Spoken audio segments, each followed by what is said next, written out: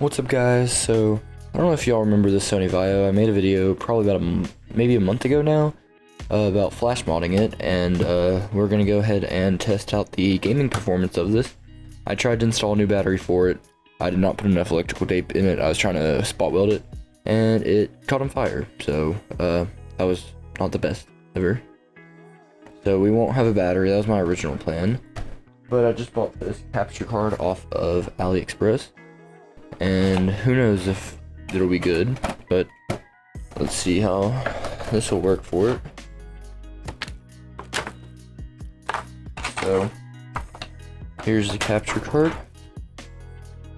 It has HDMI, so the plan is to use a HDMI to DVI adapter, VGA adapter, and hopefully it'll work.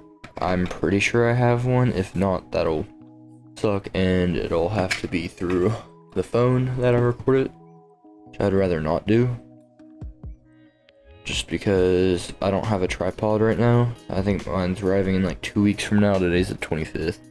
I'm recording this 25th of February. So what's up, guys? I know this probably looks pretty weird, but I have this GBSC. So this GBSC right here, it is for mostly retro gaming consoles. It's just a big converter. It has, what is this called? I forgot. I don't remember exactly what this is called, but this is a pretty popular port for retro gaming. And it has a VGA to HDMI option. So, and this thing is really cool, by the way. I love this thing. So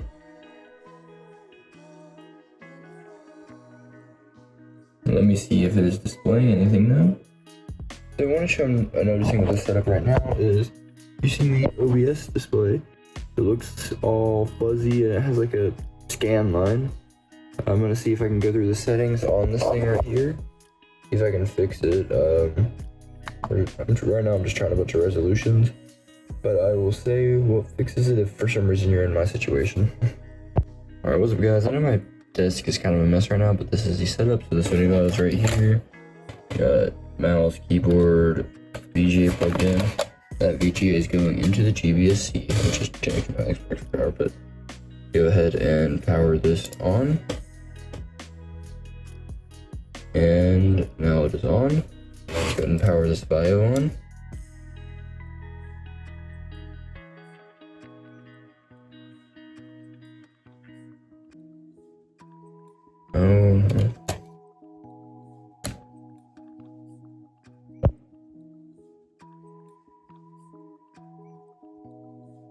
This is what is showing on OBS right now.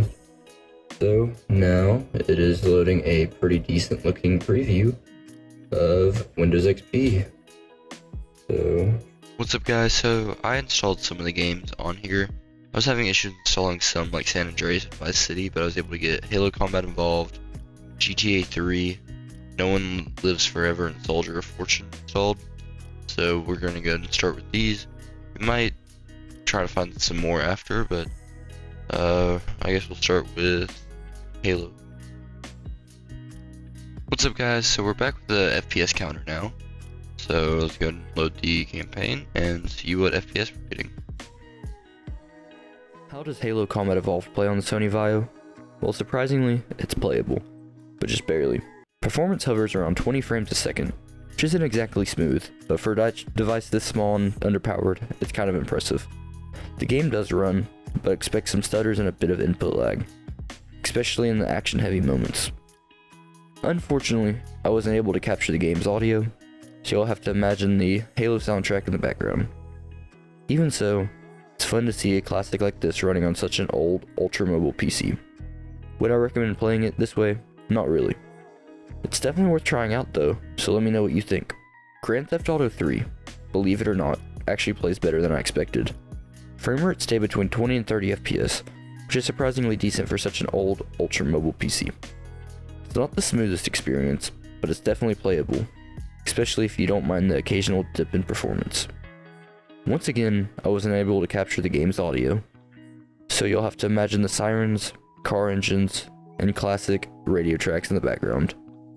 but even without sound, it's cool to see a full open world game running on a device this small. Would I recommend playing GTA 3 like this? Kind of. Well, even a Chromebook might run better than this. It's definitely impressive. So let me know what y'all think. No One Lives Forever on the Sony Vaio runs pretty well. The game seemed to be locked at 30 FPS, possibly due to a setting, but overall, the performance is smooth and consistent. Given the age of both the game and the hardware, it actually plays better than I expected. Unfortunately, I wasn't able to capture the game audio, so you'll have to imagine spy music and some weird dialogue. But even without sound, it's cool to see a first-person shooter like this holding a steady frame rate on such a small device. Would I recommend playing the whole game like this? Maybe, but either way, it's fun to see how well it holds up. Let me know what y'all think. Soldier of Fortune on the Sony Vaio, for the most part, stays between 45 and 60 FPS, which is pretty solid, especially considering the hardware. Things stay smooth when I'm using the pistol, with hardly any noticeable dips in performance.